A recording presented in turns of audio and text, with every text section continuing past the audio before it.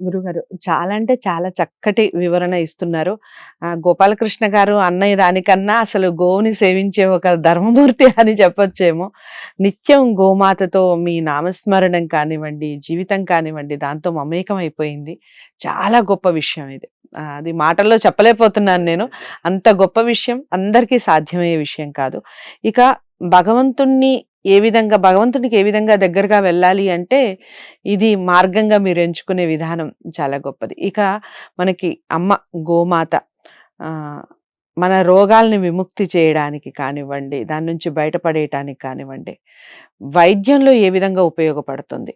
ఎలాంటి పదార్థాలని మనం వైద్యంలో వాడుతున్నాం? అంటే ఆయుర్వేదంలో మనం దీనికి సంబంధించి ఏ పదార్థాలు వాడుతున్నాం చెప్పండి? ఇది దేవుడి మీద భక్తి ఎలా ముఖ్యం, హ్మ్. గోవు మీద, గోమాత మీద ఆ నమ్మకం, ఆ శ్రద్ధ, దాని గురించిన విషయాలు తెలుసుకుని, హ్మ్. దానికి తగ్గట్టుగా మనం నడుచుకోవడం అనేది నిజంగా మనకి పూర్వజన్మ సుకృతం. హ్మ్. హ్మ్. గోవుని 4 వేదాల్లో, అష్టాదశ పురాణాల్లో, హ్మ్. ఉపనిషత్తుల్లో ఎన్నో, ఎన్నో, ఎన్నో విషయాలు చెప్పారు. హ్మ్.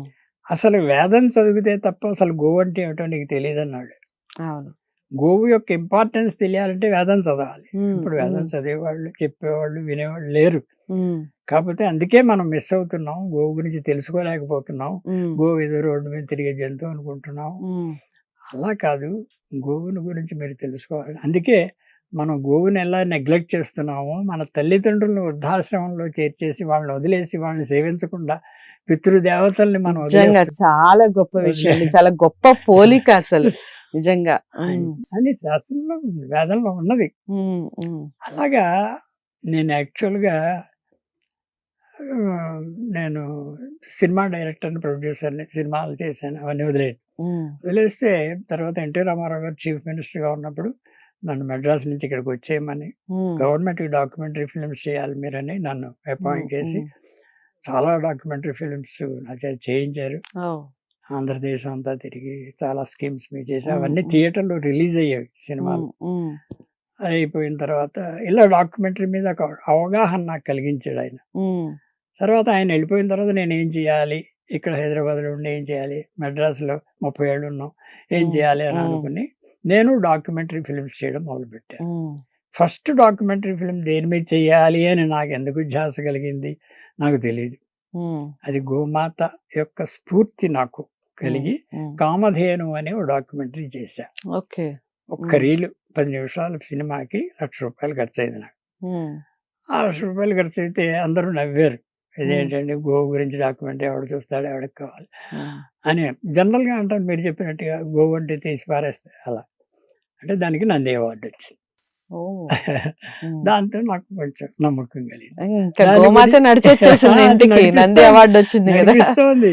మన హ్మ్. మార్గం చూపిస్తోంది. ఓకే. సో, దాని గురించి కొంత సేకరణ చేసి ఇవన్నీ పుస్తకం ప్రింట్ చేయాలంటే డబ్బు లేదు నా దగ్గర. హ్మ్. అప్పుడు తిరుమల తిరుపతి దేవస్థానం వాళ్ళకి రాశాను. హ్మ్. నాకు ఏదో 25,000 ఇస్తే పుస్తకం ప్రింట్ చేయించుకుంటానండి అని. హ్మ్.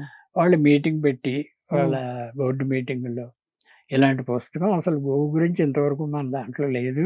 హ్మ్. అంచేత అది మనమే పబ్లిష్ చేద్దాం. హ్మ్. ఆ హ్మ్. క్రెడిట్ మనకే రావాలి. హ్మ్. ఆయన అగ్రీమెంట్ ఇస్తే మనం ప్రింట్ చేయిద్దాం అన్నారు. ఓహ్! ఓహ్! గ్రేట్. చాలా గొప్ప చూడండి, విషయం. చూడండి గోవు ఎలా మనం నడిపిస్తోందో. నడిపిస్తుంది. హ్మ్. అంచేత హ్మ్. నమ్మకం అనేది అవును. అలాగే వాళ్ళు పబ్లిష్ చేశారు ఆ హ్మ్. పుస్తకం. హ్మ్. 'వందే గోమాతరం' అని ఆ పుస్తకం పబ్లిష్ ఓకే. చేశారు. హ్మ్.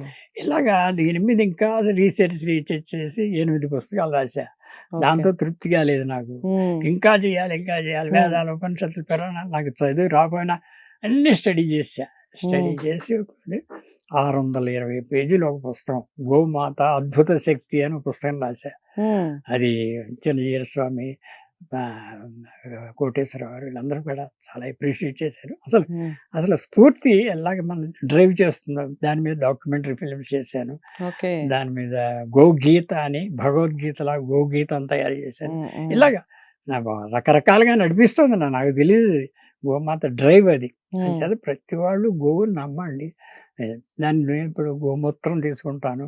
గోమయంతో చేసిన పిడకలతో రోజు అదే. హ్మ్. అగ్నిహోత్రం చేస్తాను. వైద్యంగా కూడా ఇలా ఇలా ఉపయోగపడుతుంది. ఇలా ఇలాగ ఇలాగ ఎన్నో విధాలుగా చేస్తుంటాం. హ్మ్. దీనికి కారణం ఏంటంటే ఈ అసలు ఆయుర్వేదం అనేది ఈ గోవు లేకపోతే ఆయుర్వేదం లేదు. ఉమ్, గోవు ఇచ్చే పంచగవ్యాలు ఉమ్, ఆ 5 మనకి ఆ, అన్ని ఔషధాలుగా ఉపయోగిస్తుంది. దట్ ఈస్ ఆయుర్వేదం. ఉమ్, ఆయుర్వేదంలో నెయ్యి వాడతారు, ఉమ్, ఆయుర్వేదంలో పాలు వాడతారు, పెరుగు వాడతారు, ఇవన్నీ కూడా ఆయుర్వేదం. కదా. గోమయం, ఉమ్, గోమూత్రం అన్నీ వాడి. ఆ విత్తనాలు శుద్ధి చేయాలంటే గోమూత్రం కావాలి. ఉమ్, పూర్వం పిల్లలు పుట్టగానే గోమూత్రంతో కడిగేసేవారట. ఉమ్, ఉమ్. ఇప్పుడు గృహప్రవేశాలకు కూడా గోవు అడిగేస్తే చాలు, చాలు. ఇంట్లో పవిత్రం అయిపోతుంది. ఉమ్, ఉమ్, అన్ని ఏంటి వాస్తు శాస్త్రం అంట, ఉమ్, అవన్నీ దోషాలన్నీ పోతాయి గోవు కాలు పెడితే. ఉమ్, అందుకే గోవుని మొట్టమొదట ఇంట్లో ప్రవేశపెడతారు. రైట్. అలాగా గోవు మనకి ఆయుర్వేదంలో పూర్తి ఉమ్, సహకారం ఇచ్చేది గోవు. ఉమ్, గోవు లేకపోతే ఆయుర్వేదం లేదు, ఆయుర్వేదం లేకపోతే ఆ మెడిసిన్స్ లేవు. దాని మూలాన్ని మనం ఉపకారం పొందలేకపోతాం. ఓకే. అంచేత గోవుకి టాప్ ప్రియారిటీ. ఇంక ఏం చెప్పాలి, అసలు దేవతలే ఆరాధించినప్పుడు మనకేంది, అది మనం తెలుసుకోలేక మన తప్పులు చేస్తున్నా. అజ్ఞానం చేత పేరు చేసుకుంటున్నాం. కానీ గోవుకి అంత ప్రాధాన్యత ఉంది. అది గోమయం, గోమూత్రం ఆ రెండింటిని కూడా చాలా చౌకబారుగా మనం చూడడం అనేది మహాపాపం. ఉమ్, ఉమ్, దాంట్లో ఎంత శక్తి ఉందో తెలుసుకోను. ఉమ్, తెలుసుకుని దాంట్లోంచి గోబర్ గ్యాస్ వస్తుంది, దాంట్లో ఏరోప్లేన్ నడిపిస్తున్నారు, ఆ గ్యాస్తో ఉమ్, వాచీలు నడిపిస్తున్నారు, గడియారాలు నడుస్తున్నాయి. అసలు ఆ శక్తి ఇంత అంతా కాదు, అది సైన్స్. రాను రాను ఇంకా ఎక్కువ విషయాలు మనం చేస్తాం. రైట్. గోవును ముట్టుకుంటే పాపాలు, గోవును గోకితే మహాపాపాలు పోతాయి. వైబ్రేషన్స్, మనకి కరెంట్ పాస్ చేస్తుంది గోవు, ఉమ్, అంతటి శక్తి ఉంది. సో ఈ గోమాత గురించి ఇంకా ఇంకా తప్పకుండా చాలా విషయాలు తెలుసుకునే ప్రయత్నం చేద్దాం. మీ అందరికీ నచ్చే వీడియోస్ అని అనుకుంటున్నాను. ఎందుకంటే విశ్వమాతగా గోమాతని ఎలా చూడాలి, దానివల్ల వచ్చే ప్రతిఫలం, ప్రతి విషయంలోనూ గోమాతని సేవించటం వలన, పూజించటం వలన, లేదా దాని నుంచి వచ్చే పదార్థాలు స్వీకరించటం వలన మనం నిత్య ఆనందమే కాకుండా నిత్య ఆరోగ్యవంతులం అవుతున్నాం. ఈ విషయాన్ని అందరూ గ్రహించండి. తప్పకుండా వీడియోని అందరికీ షేర్ చేయండి, లైక్ చేసి ఛానల్ని సబ్స్క్రైబ్ చేసుకోండి. గోమాతకి సంబంధించి మరింత సమాచారాన్ని నెక్స్ట్ ఎపిసోడ్స్లో తెలుసుకునే ప్రయత్నం చేద్దాం. గోపాలకృష్ణ గారిని కనుక మీరు కలవాలి అనుకుంటే స్క్రీన్ మీద కనపడే నెంబర్కి కాల్ చేయొచ్చు. నమస్తే.